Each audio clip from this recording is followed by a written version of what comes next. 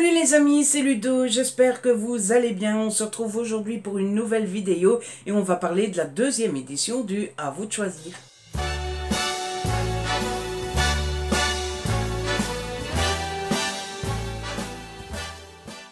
Et oui, on se retrouve pour une nouvelle sélection de 10 SP qui traînent depuis bien trop longtemps.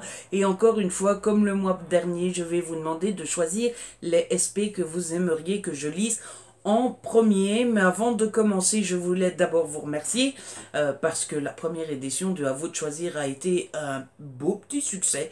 J'ai quand même reçu une 60aine de votes. Je m'attendais à en recevoir 20, 30. 40 peut-être, mais là on est à 62, 63 et j'étais plutôt surpris que vous soyez autant à voter et je vous en remercie grandement. Deuxième chose avant de vous présenter la nouvelle sélection, eh bien je vais d'abord vous présenter ceux que vous avez choisis lors de la première édition. D'abord le livre qui est arrivé en premier dans les votes, c'est Tue-moi si tu peux de James Patterson aux éditions L'Archipel et c'est là qu'on voit que vous êtes juste géniaux puisque vous avez vu que j'avais vraiment envie de lire ce roman. Je vous ai même j'avais même essayé de vous influencer un petit peu et vous m'avez suivi sur ce coup et c'est là qu'on voit que vous êtes adorable et forcément je vais le lire avec grand plaisir du coup. Ensuite, vous avez choisi Te laisser partir de Claire McIntosh aux éditions Marabout. Ce livre est juste magnifique, mais c'était aussi un petit pavé et c'est pas écrit très gros à l'intérieur, donc à mon avis, il va me prendre du temps. Mais depuis qu'il traîne là et surtout vu les avis positifs que j'ai vu passer sur ce roman, j'ai hâte et je le lirai avec plaisir. Et puis celui-là, il me fait peur aussi parce que c'est un beau petit pavé. Vous avez choisi Ne pars pas sans moi de Gilly Macmillan aux éditions Les Escales. Voilà.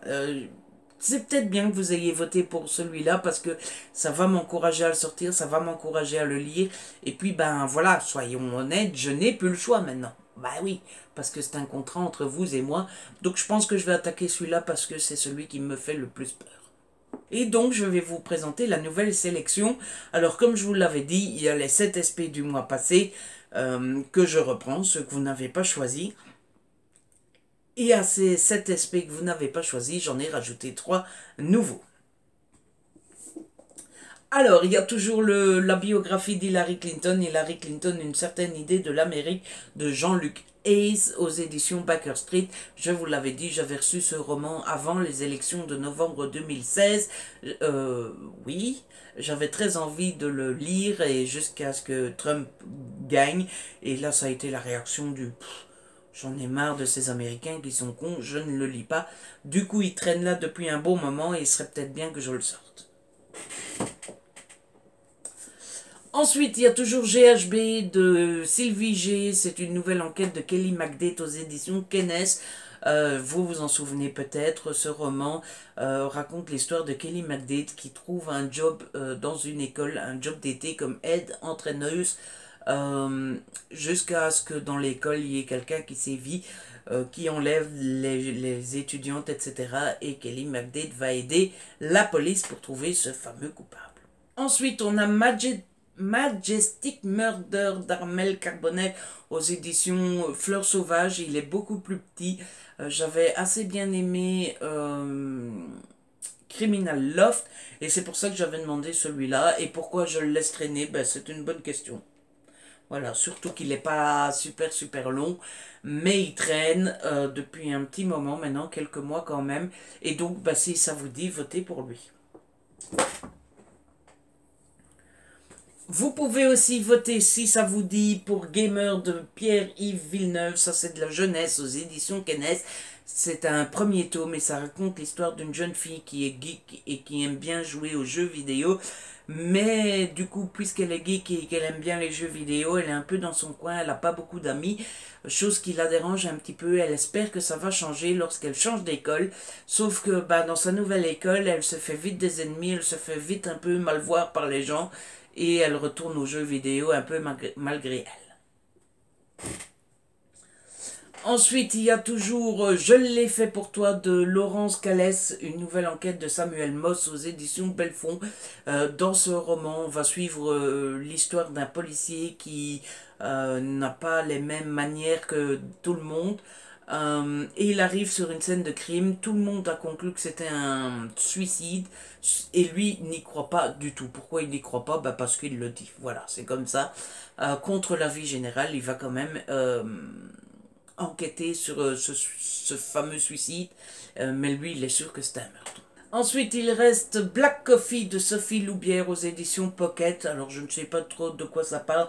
Tout ce que je sais, c'est qu'il y a une histoire qui se passe en 1966 et que l'autre partie se passe à l'été 2011 et que ce qu'il se passe en 66 a des répercussions en 2011. Voilà, si je me calme, que je parle plus lentement et que j'articule, ça marche beaucoup mieux. Et enfin, il reste Métamorphose, le tome 2, Paradis Obscur, c'est écrit par Erika Duflo et c'est aux éditions Kennes. Vous en souvenez peut-être, je vous avais dit que j'avais lu le premier tome, mais il y a déjà un bon moment. Premier tome que j'avais pas super bien aimé, sauf la fin où ça se réveillait un petit peu parce que tout le reste était très lent et que ça serait intéressant de lire la suite. J'ai reçu la suite et je ne l'ai jamais lu. Ah, voilà.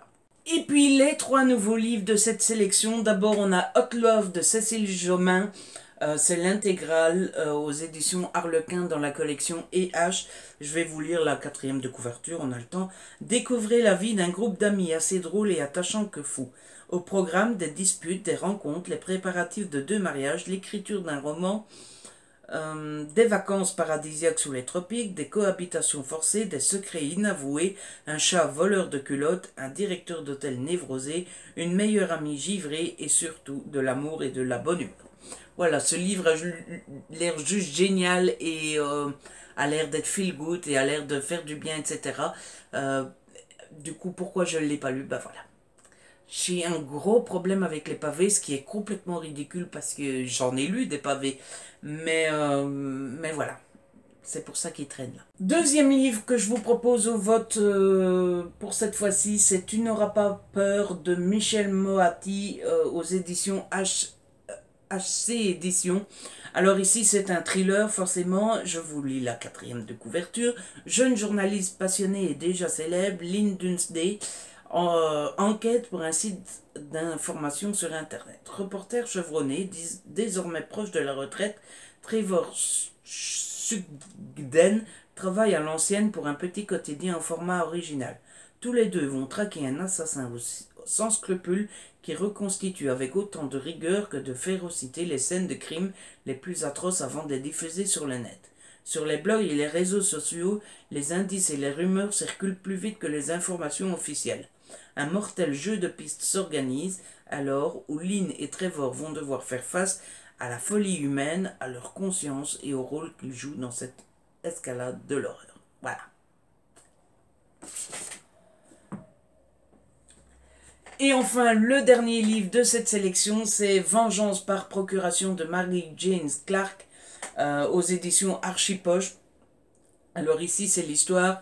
L'histoire, c'est dans leur somptueuse propriété de Duxeto Park, un havre de paix au nord-ouest de Manhattan, Valentine et Vincent Willock donnent une réception à laquelle participe Elisa Blake, la présentatrice vedette de la chaîne de télévision K-News. Mais la soirée vire au drame. Vincent met fin à ses jours de manière spectaculaire et très vite Elisa découvre qu'avant de se suicider, il a laissé derrière lui plusieurs indices permettant d'élucider un crime du passé. Elisa et ses collègues de K-News vont dès lors tenter de reconstituer le puzzle, mais certains n'ont aucun intérêt à voir se réveiller des fantômes et sont prêts à tuer de nouveau. Voilà!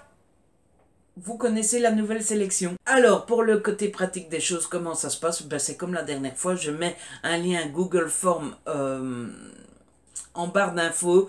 Vous n'avez qu'à cliquer dessus, faire votre sélection, envoyer et c'est réglé. Vous avez voté. Petite précision, vous avez le droit chacun de voter pour 3 livres.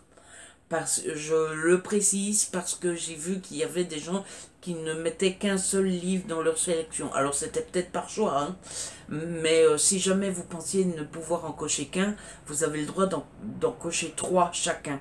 Voilà. Comme ça, vos votes comptent. Après, si vous voulez en voter que pour un ou pour deux, c'est votre choix. Mais vous avez le droit d'en choisir 3. Voilà, et comme la dernière fois, je vous laisse jusqu'à la fin du mois. Ici, j'ai clôturé celui de... Le premier, je l'ai clôturé. Aujourd'hui, on est le 29. Donc, je pense que je vous laisserai jusqu'au 29-30 septembre aussi pour votre sélection du mois d'octobre. Voilà, j'espère que tout ça est clair. En attendant, la vidéo est finie. J'espère qu'elle vous a plu. Si c'est le cas, n'hésitez pas à la liker, à la partager. N'hésitez pas à laisser un petit commentaire. N'hésitez pas à vous abonner. Si ce n'est pas encore fait, c'est gratuit et ça fait plaisir. On se retrouve très vite pour une nouvelle vidéo. D'ici là, prenez soin de vous et de ceux que vous aimez. Ciao.